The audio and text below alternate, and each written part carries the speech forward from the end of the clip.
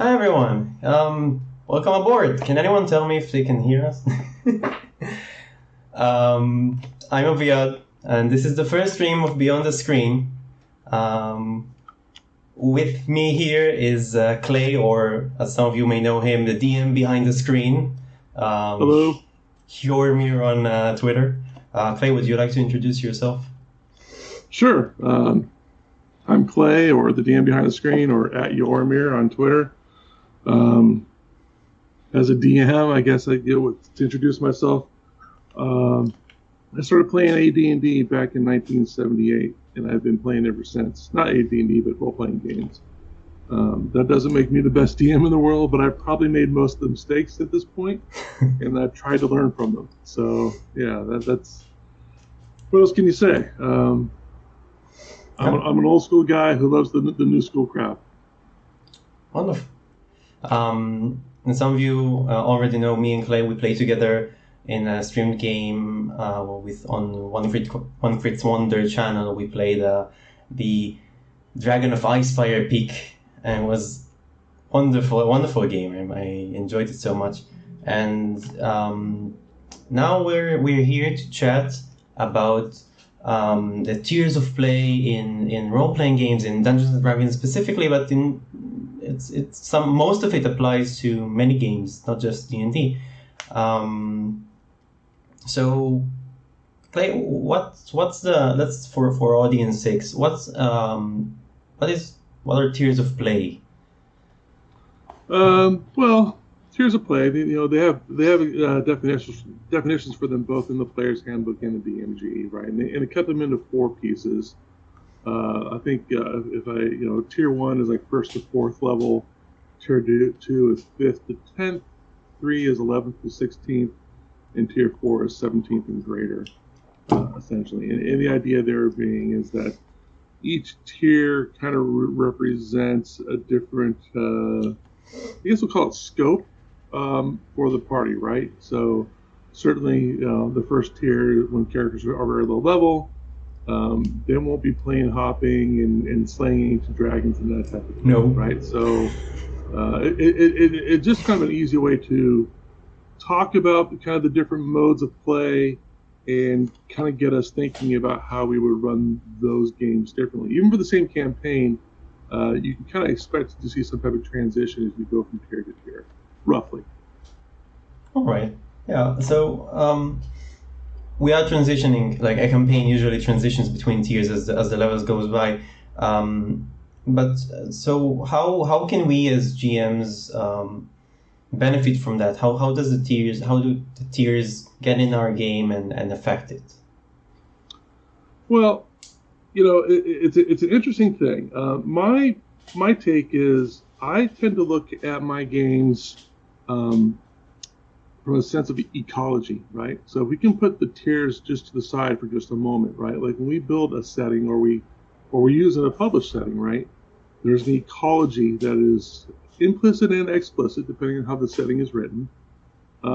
These are the creatures that exist, right? These are the monsters out there to be slain or interacted with or bargained with or made friends with. And they kind of come in these, if you think about like how you used to watch Wild Kingdom or any kind of National Geographic thing about animals in the animal kingdom, right? You have apex predators and you have things that feed apex predators right. At the end of the day, right? And D&D is built much along those same ways, right? We kind of expect a lot of humanoids, a lot of skeletons, a lot of zombies kind of forming a base of the pyramid. And as you go up the pyramid, it gets narrower, and narrower. And the monster manual and the books that come to support that, they show that, right? Because if you were to break out the number of monsters by a CR level, and you would see the list, you could see them getting smaller and smaller and smaller as you go up. Well, that's kind of where we're laying out the tiers of play, right? So if you had that ecology pyramid sitting in front of you, and off to the side, you could put the tiers climbing higher and higher. So I tend to think of tiers of play also in the sense of ecology, because the characters themselves are just like monsters, right? They're just monsters with names and human, dwarf, elf, whatever faces. And as a DM, we should think about the ecology of characters, player and non-player alike, in our world, right? So tier one is kind of what I label as humble beginnings, is obviously at the bottom of that pyramid. So, we could certainly just say, okay, we can map horizontally that diagram I just built of here's the monster pyramid, here's the tier of players, these are the monsters that are appropriate. And I think that's pretty intuitive for most DMs. I like to think it's pretty intuitive. But I think there's other things to consider, right? The types of stories you tell with those monsters are also going to change. Yeah. My thing about, I know a lot of people try to get through tier one as fast as possible, right? Because for a myriad of reasons, characters are maybe the least interesting, mechanically speaking, right? Because they have the fewest amount of options. Yep. I think secretly a lot of DMs try to get out of the tier one because it's harder on the DM to not kill the characters, right? Yep, that's a thing. Fair. I mean, the characters are at their most fragile state when they're first, second, third level. Yep, so easy to accidentally kill PC with a goblin crit, that right. So happens. In addition to considering the types of monsters that we're facing at tier one, we should also consider how they're facing them. I would say, as a point of warning to DMs, the action economy is extremely powerful, especially at low levels, right? Especially if you're looking at a group that doesn't have a lot of AoE capabilities. And even if they do have AoE capabilities, the reserves of the party are going to be really low. They might have one sleep spell ready to go because they already cast Magic Missile or something earlier. So just something for DMs to be wary of is low-level characters. Yeah, you have to treat them gently if you expect them to survive. But I wouldn't want to say that you can't have great stories at the first tier game. I actually think each tier is on equal footing for great adventure. And the first tier is like it's more like you said, it's easier to die, and that raises the stakes and in a way makes it the players fear for their characters' lives, and that by itself creates something for the game. It's the story is a lot more heroic. I think if they're actually genuinely scared, we can preserve that in the higher tiers, but it's natural in the first tier. I agree. It takes more work at the higher tiers to build that type of tension. It's very easy at low levels to scare the group, right? You can put one ogre on the board, and a second level party is pretty terrified. It's not what they should be. It should be. It really should be. But your point is not missed. It's the way I would say it is that at the end of the day, power is relative, right? So certainly they're not fighting that ancient dragon, at second level, but that ogre is enough to be scary, right? And so because power is relative, I think you could have just as much adventure and stakes at all tiers of play. It's really a matter of scope, right? So we're taking care of a local problem as opposed to a planar problem. But it doesn't make one better than the other. It's just a different experience, So, yeah, tier one is kind of humble beginnings, and for people who've been playing the game a long time, I'm of the opinion that third level in 5th edition is like first level in AD&D. Okay, I haven't played. If you consider, all right, so back in AD&D, an orc had a hit die. It's a die 8 hit points. Now orcs have 15 hit points on average in 5th edition, right? So yep. If you start kind of putting the things together, like, okay, first and second level in 5th edition, you're not really even on equal footing with an orc, right? You're like, look, an orc is a scary thing. Where at first level in AD&D and second level, you're fighting groups of orcs pretty quickly. It's dangerous. You could die too, but it kind of feels like when you get your subclass, it's like, okay, now I'm done with my apprenticeship, right? Yeah. Like I'm now a champion. I'm now a battle master. I'm a whatever. Oh, here are my abilities. Yeah, right. Right, and so I think that it's a good mind space for headspace for games to be in when you look at first and second level characters as apprentices, right? Like in old school D&D, we used to have level titles, and a level title for a first level fighter Aviad was veteran. That's Wow. what the level title was for a first level character.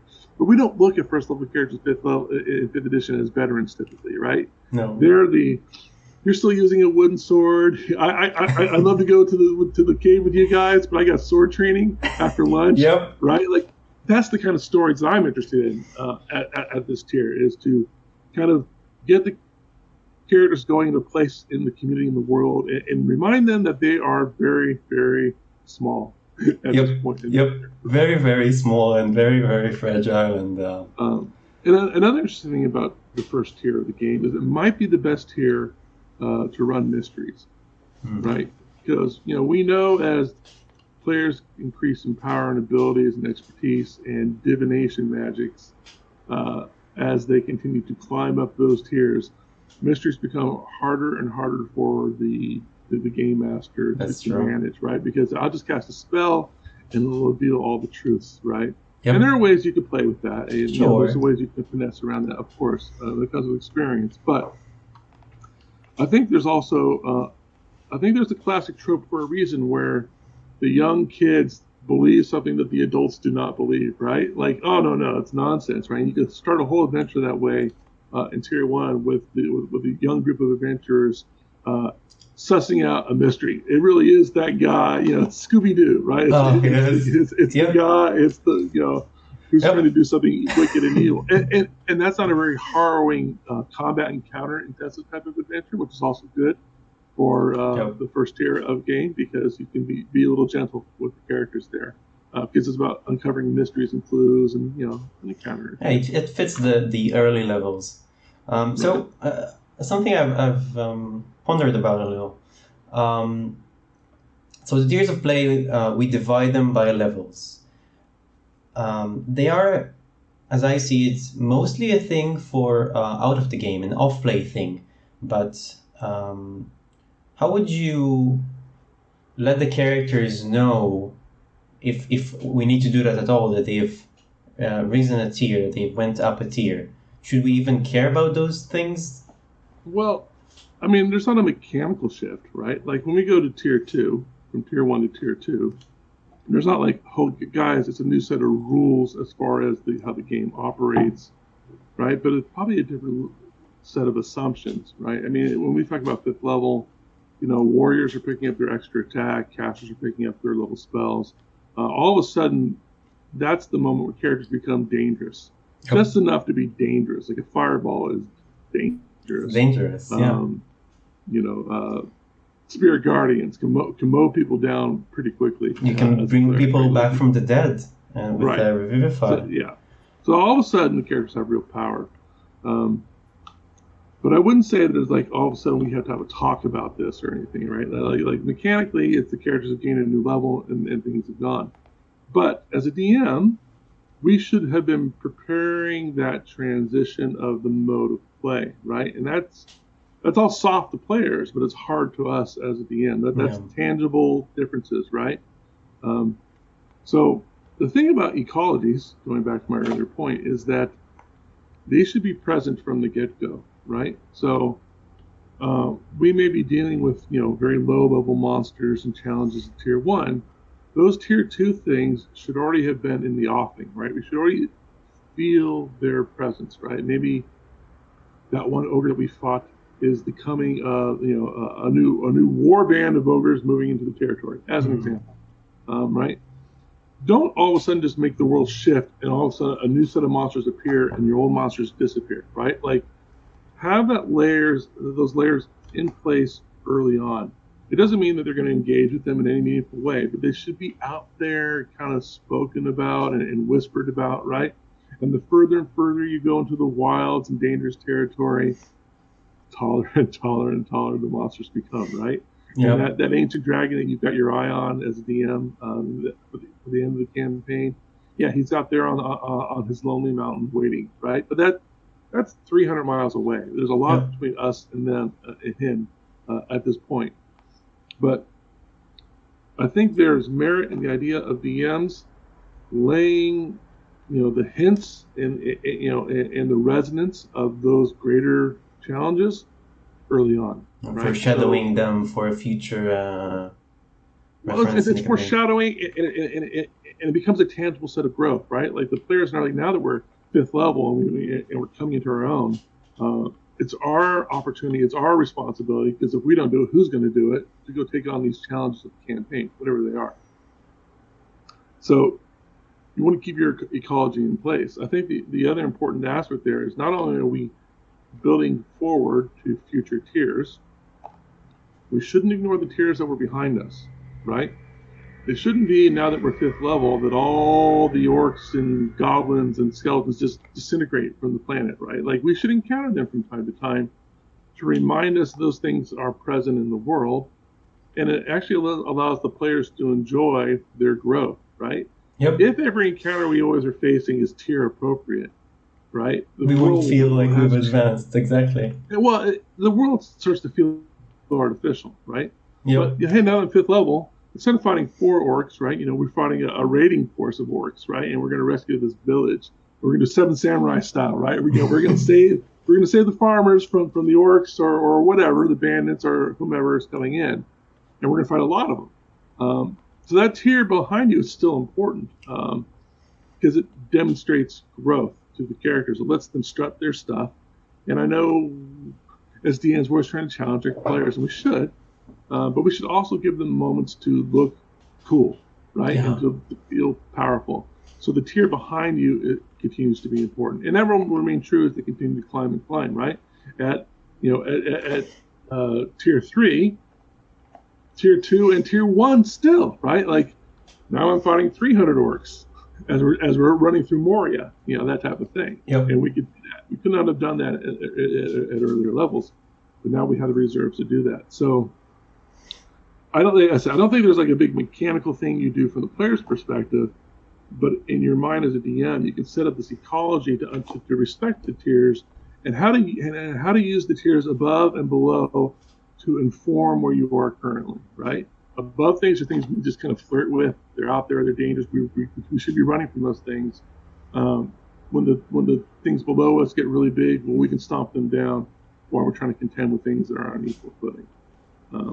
And this is, I think, whether, and I don't want to so clean to say you're one or the other, but I think either if you're an old school like dungeon hawking DM or a new school story first DM, and that's really kind of crude. I think the two can live together. But either mode, I think it works, right? Because either it's the amount of challenges you're doing in the old school type stuff, or it's the story beats you're looking for in the new school type of thing, right?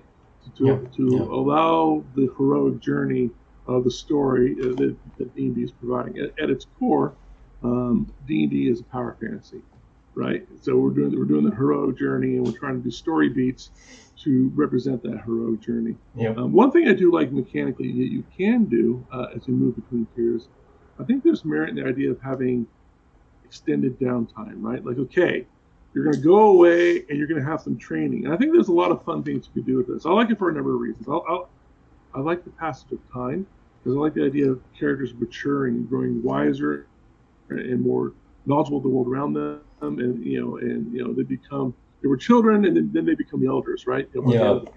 And it's hard to get passage of time normally, right? Because players are like, we're just on to the next thing, or on to the next thing. Like, man, your character's been working for 18 months straight and hasn't taken a weekend off, right? And like, now they're level 20. When right. they were like a year and a half ago, they were nothing. Right. So I like the passage of time. I think it's kind of fun to do training montages, like maybe in 80s style, where you let the player describe, okay, I went away and this is what my training was like, right? This is who I studied under. This is what I did. However they want to describe that. It's kind of fun for the player to get the player's mindset and the fact that they're gaining these new abilities. I think it's also a good opportunity to say, we're going to have a passage of time, maybe 3 months pass or 6 months or a year, however you want to do it. It doesn't really matter. It's also a good opportunity for you as a DM, especially if you're on the story mode, is to lay hooks into individual characters while they're away. Yeah. While you're away, you learn this thing, right? And this, as opposed to me having to push you guys, one member of the party will do it for me. I give you this special information. You know about this coming threat, right? You learn this from your master From your, or whatever. like, you're on your I think it's a great tool for exactly. games to use as they're going between the tiers. It's an easy way to get them to stop thinking about the orcs and start thinking about the ogres, as an example. Yeah. We have a question here from the chat. How would you suggest incorporating those low-level tiers in the game without making it look like a waste of time for the players? I mean, it's probably not like they're gonna handle those orcs themselves when the characters are already on the higher tiers. And that's an interesting comment. Yeah, because it could appear like it could be a waste of time in a sense, but we can also it's also first it's incorporating that, like you said earlier, it gives them the feeling like they've progressed, like they did something. But we could narrate it. We could say make it more in a narration combat. Say.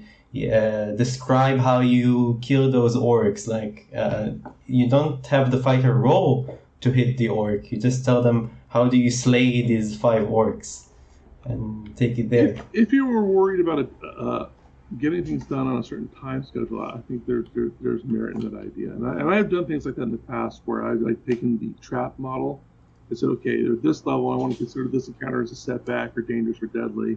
And have characters make skill checks or saving throws and then apply some damage just to represent this combat. You kill all these things. However, when I talked about tier 1, you got to be careful about challenging the group with too many, with the action economy. And in tier 2, they're powerful enough that the action economy is something they can contend with. In tier 3, I assert that the best way to challenge the group, because of you're getting on a smaller and smaller chunk of the ecology, is that you have to introduce attrition of resources, right? We often see DMs complain about, well, I've sent a deadly ×3 encounter based off the encounter guidelines to the DMG at my group, and they laughed at it. One guy took 15 points of damage, and everything else was obliterated, right? Yeah. It's because I know why we do this, is we want every encounter to be a turning point within the story. Like, we really feel like something moved the story forward. However, we have to understand that at its core, D&D was designed with an adventuring day in mind. We even use that terminology in the DMG. An adventuring day assumes 6 to 8 encounters in a day. Now, I know from various polls, most DMs don't run that way, because we feel like a lot of these encounters are superfluous. I don't feel like it's moving the story forward. But part of the story, I would argue, is that activity of, I had to fight through waves of orcs to get to the Dark Lord, or whatever that is.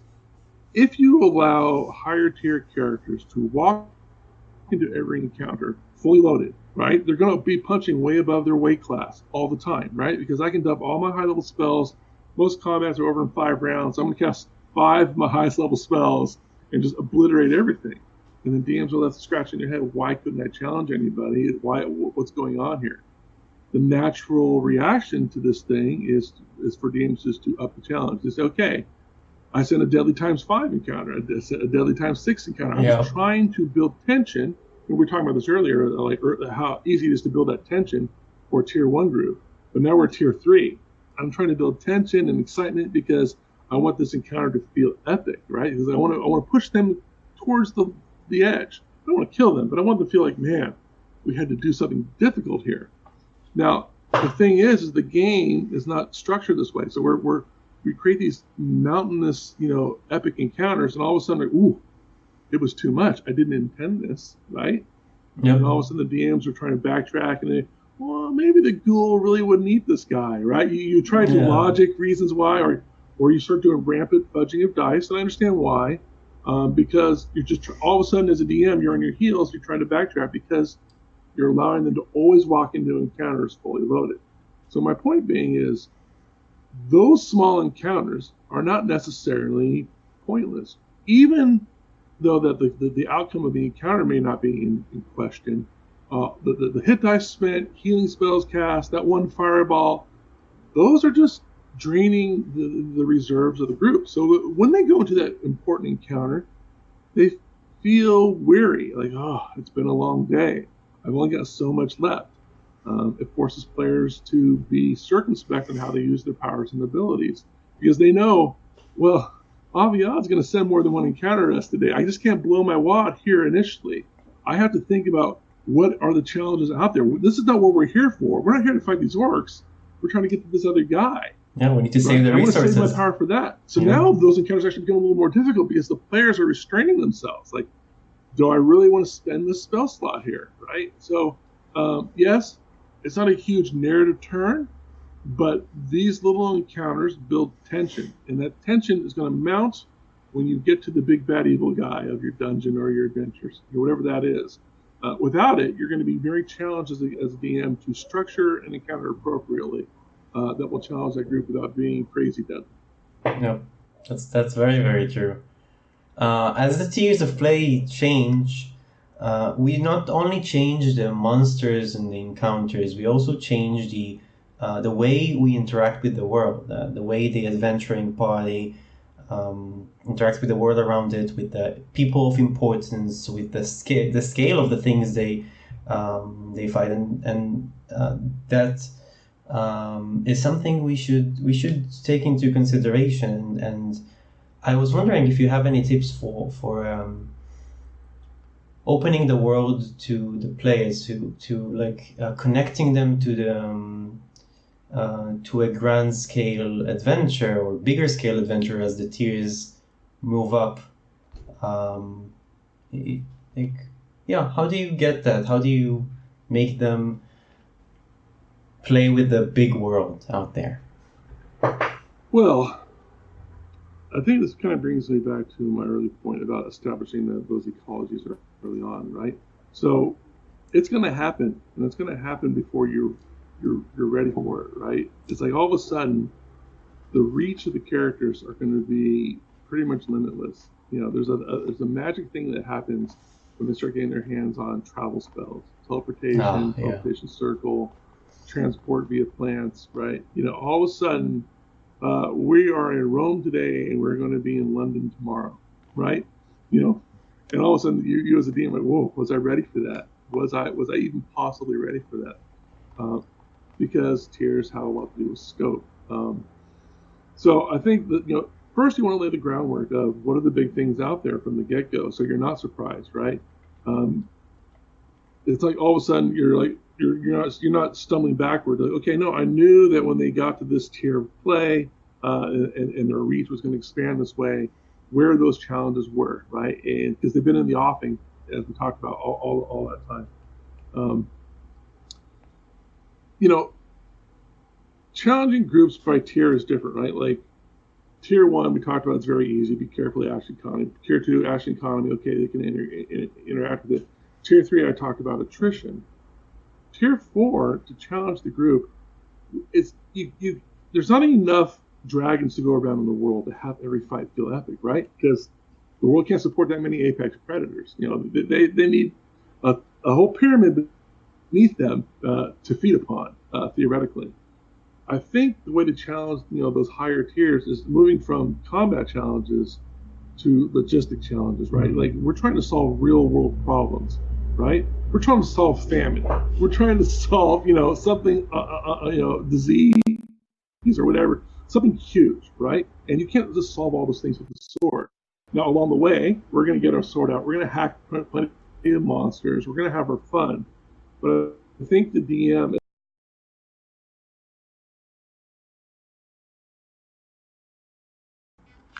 all right, I really don't remember where were we? Someone in chat tell us where we were. Yeah, where were we? What did we speak about last?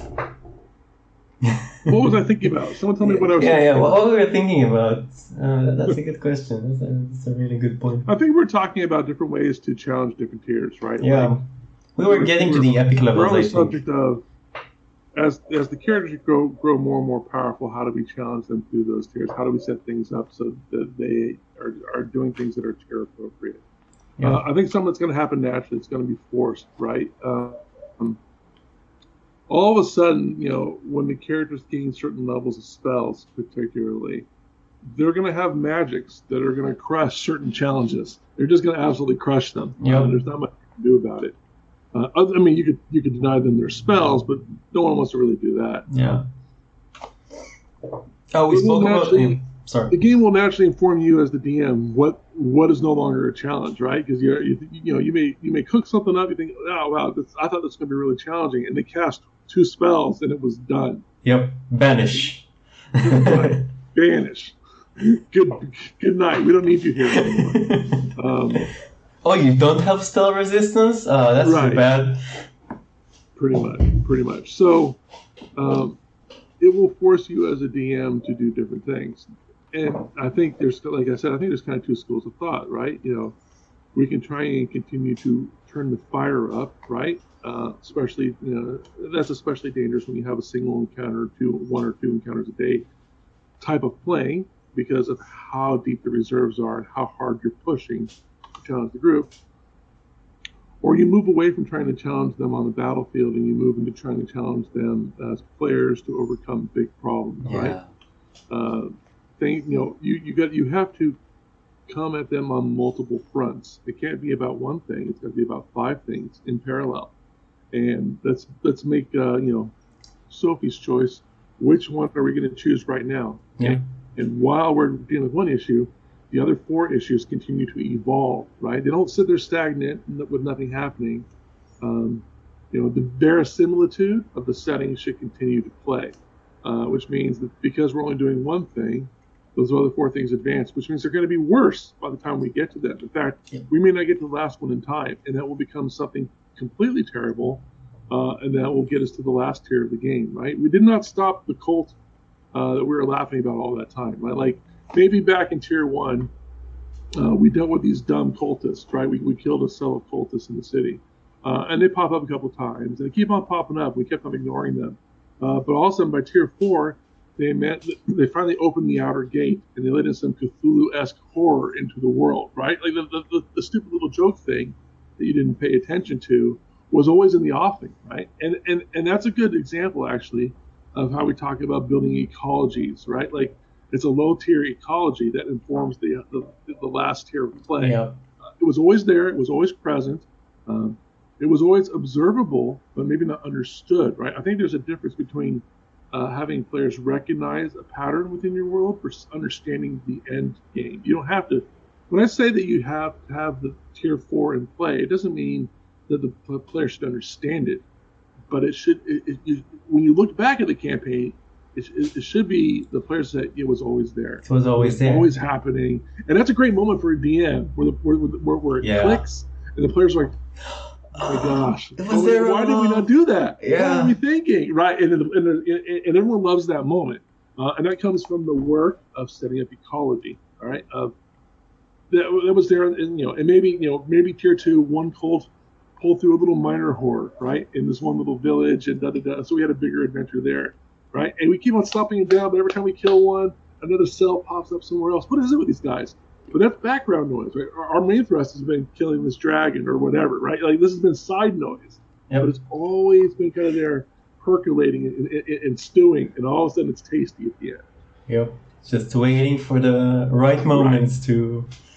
So yeah, you got to hit them on multiple fronts, and you just build layers there, right? And it'll naturally take care of itself if you do that work. Yeah, that sounds about right.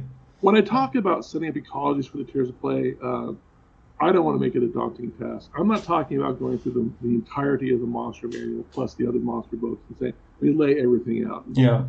I think there is merit in the idea of less is more. You only need to do the big things I think are going to feature. It doesn't mean you can't use other monsters. But let's think about the things that I really want to feature over the course of the campaign that makes sense to the setting, that's germane to the tone of the setting, and the story beats that I'm interested in as a game master.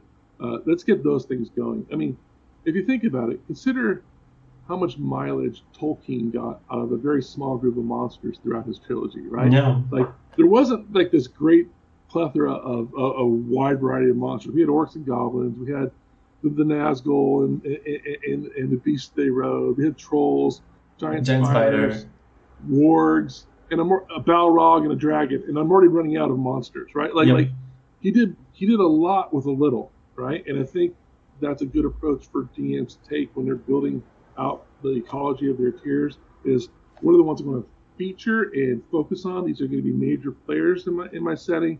That's what I want to lay out. It doesn't mean, oh, I'm here coming up with an adventure for tier two. You know what would be cool? 5 mana cores would be cool. Fine, do that. I didn't plan those out. That's fine. But just the major things, put them in your world, kind of layer them out there and prepare for them, and then just let them stew. Let them stew. The players will naturally get to them in due course. Yep, it's like the world is a big place, and many things can exist on it. But in a given campaign, we will encounter a few of them. We'll meet a few of them. Only a certain amount of the factions will be relevant in this campaign, and I look at the ecology, like what you call ecology. I look at it as factions, the active factions in the setting. So the highest tier boss or disaster that is going to happen is moving as we speak in the campaign. It's one of the moving factions, and it influences everything else. But like you said, they won't know it until they finally meet it or see the results of not taking, not biting on those hints or chasing the little things.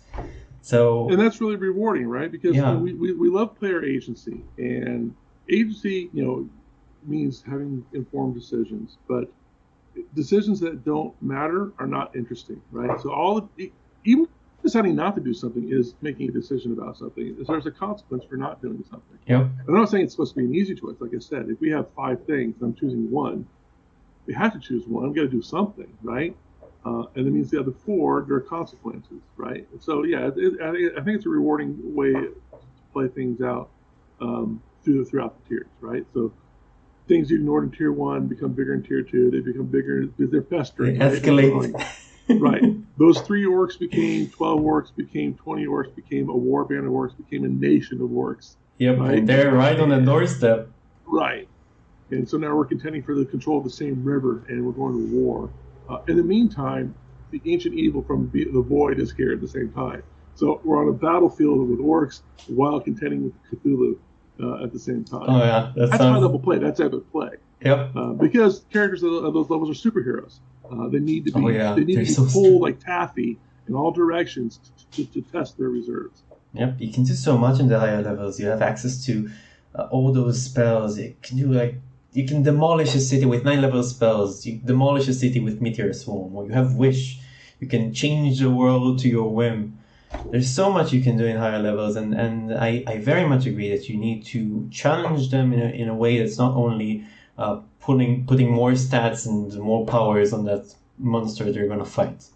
It's interesting when you're mentioning spells. It's interesting if you look at spells and how they interact with the tiers of what the game is telling you, right? Because tier 2, 5th level, is when you get 3rd level spells, right? All of a sudden you're dangerous, right? And tier 3, within tier 3 is where you pick up teleport, right? You pick a teleportation circle at the end of tier 2, but the interesting thing about teleportation circles is that you can only go to circles, right? So there's still some amount of control that you as the DM can say, okay, there's no circle there, so you guys can't go there. Well, you haven't seen the circle there. But once they have 7th level spells, it's like it's bed knobs and broomsticks, right? You just jump on your bed, you turn the knob, and you're off to wherever you want to go. As a DM, you have to contend with that. It's interesting that tier 4 is 9th level spells, 17th level. Like 9th level spells is a tier unto itself, right? It's Wish, it's True Polymorph, it's all those things. These are complete. They're not just game changers; they're setting changers, right? Like we're going to change the world with the application of these magics, and that's the scope.